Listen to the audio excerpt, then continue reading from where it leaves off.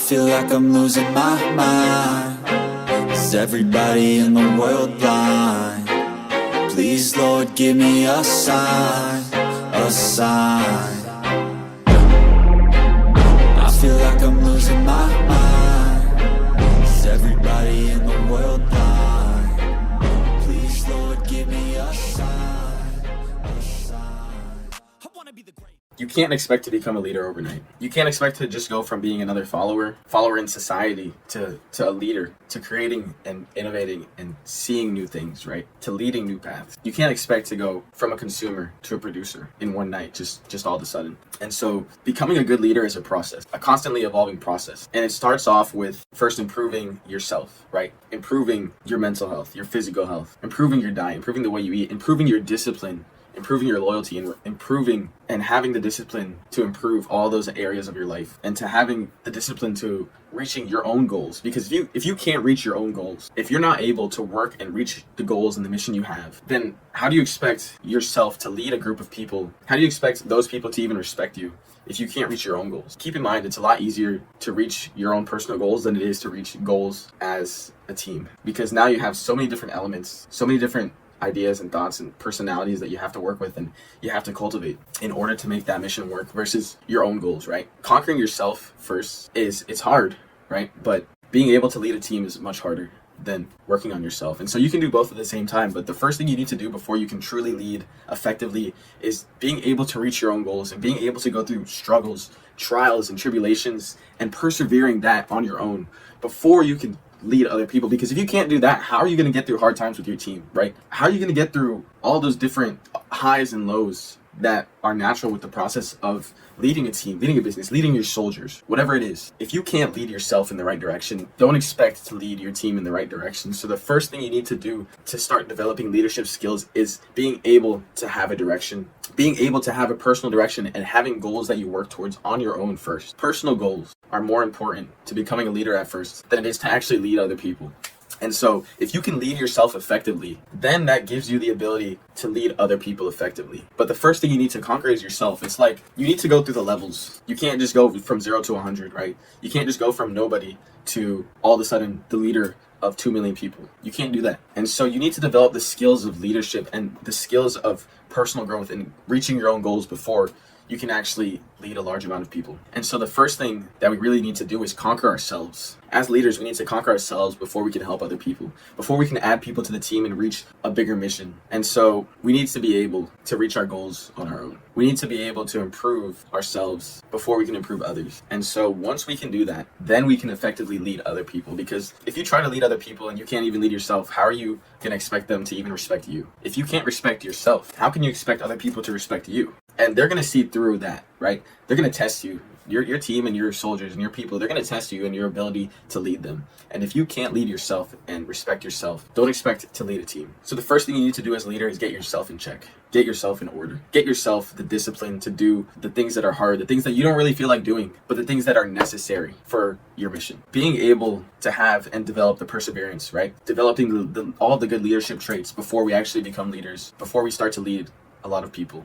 We need to lead ourselves and the few people, the few friends that are around us, right? We need to be able to lead the people that are around us, but most importantly, we need to be able to lead ourselves. So think of it as levels, right? You have level 1, working on yourself. Like level 1 through level 20 is being able to lead yourself, to being able to following a schedule, being able to have the systems in place and building the discipline and working on yourself before we actually move on to the next levels, right? So the levels 1 through 20 is that. I'm just giving you kind of like an example. And then you have like levels 20 through 40, which is now that you've been working on yourself for a while, that you've been the things that are going to help you and your goals, help you reach your goals, right? Your mission. For me, the gym, eating healthy, increasing my mindfulness and spirituality, right? Like meditating, journaling, gratitude, the discipline to eat healthy, increasing my cardio, right? These things, those are all goals of personal goals of mine, right? And so once we can reach or start working towards the personal goals that we have, we can move on to helping a few. Once our cup is full, we can help. Okay, think of it like this. If you're pouring water into a cup, right? This cup is like our mission and our goals and being able to fulfill those goals, right? Once our goals are fulfilled, the water still pours and it overfills. And so we can start filling other people's cups, helping other people reach their goals and their missions, combining our shortcomings, right? Looking for and being aware of our shortcomings where us as leaders are falling short in areas that we're not as good in, that other people have a lot of skill in, and we can add those people to our team. Then we can become an effective team and lead a better team overall in whatever we're doing. If you're leading soldiers, if you're leading a business, if you're leading like a police force, whatever you're doing, right? If you're leading your friends, right? And so once we master ourselves, we can start leading other people, right? We can start leading into a better direction, and we can start influencing them in a positive way. So after we lead ourselves, right, levels 1 through 20, and then we get to levels 20 through 40, we can start leading our family. We can start giving them tips, listening to what they say, listening to the things they say, and applying our own principles and deciding the things that are aligned with our goals and aligned with our vision, but also helping them finding their goals, finding the things that they want to achieve, and guiding them to those achievements. And so once we can do that, that increases our trustworthiness. That increases their respect for us because we've helped them out now. And so this is a constant feedback loop of filling your cup and then providing to others, right? And so that in and of itself is part of leadership, because think about this, right? If your family, your friends, the reason you're family and you're friends with them is because, well, family is family, right? You're with them in a team, right? That's your group, right?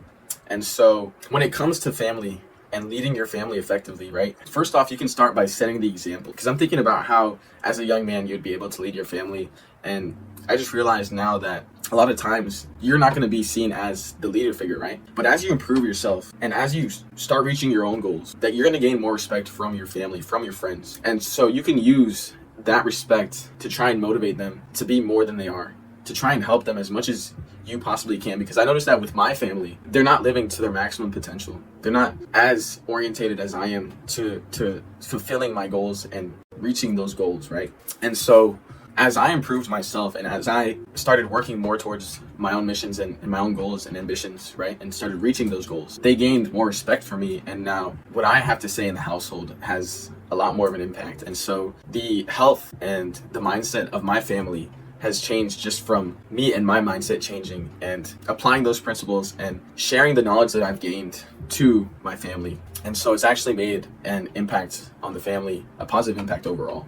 And so as a young man, right, leading your entire family can be hard. So first, learn how to lead yourself and then start trying to influence your family in an effective way, because a lot of the times they're still not going to really listen to what the younger man has to say in the family until they fully respect him and respect him as a man. And while they might not follow you completely, they'll still have a lot more respect for your word and what you have to say. And so as you reach and as you start working towards your mission and your goals and you fulfill those goals and start helping out your family, start helping out your friends, then you can start developing leadership traits, right? Because a lot of times we can be influenced by these people around us, right? A lot of times your family will influence you to indulge in the bad things. I know this myself. To take a rest day, to eat the bad food because, you know, they cooked it for you and it's all there. A lot of the times these things aren't aligned with our goals. And so while spending time with your family is the most important thing, it doesn't mean that we have to eat the food that they give us, right? Especially if it's bad. Or it doesn't mean that we have to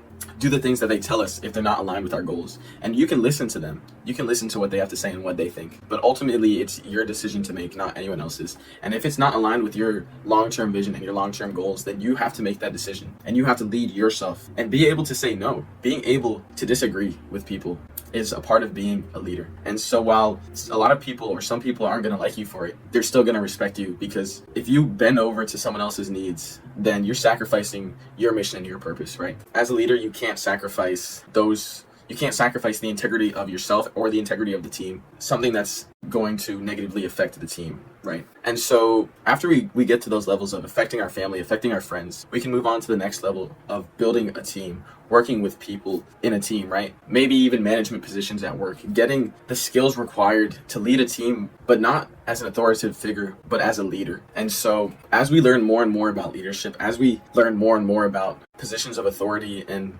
being able to lead without that position of authority, we don't even need the position of authority to lead effectively, even amongst your peers, amongst your family. If you can start developing the skills today of, first off, improving yourself, and then once that's done, helping other people and guiding them on their paths and giving your advice and helping them, you can start working on developing a team that's suited to your vision and your needs, and that's suited to your ultimate mission, right? Getting the team that fulfills your shortcomings, right? That fulfills all the areas and all of your weaknesses in order to build a team that all around is effective and powerful. And so with this message, I wanted to say that a leader has to always start with himself. After he improves himself, after he reaches his own goals, then he can start moving to helping other people. Then he can start moving to helping them find their goals and their mission. And after that, he can start moving to his team and leading a mission that has a greater purpose, leading the mission that's most important to him. And so I want you to leave with this actionable advice. Lead yourself before you start to lead other people. My name is Justin, and remember, you deserve the consequences of your actions.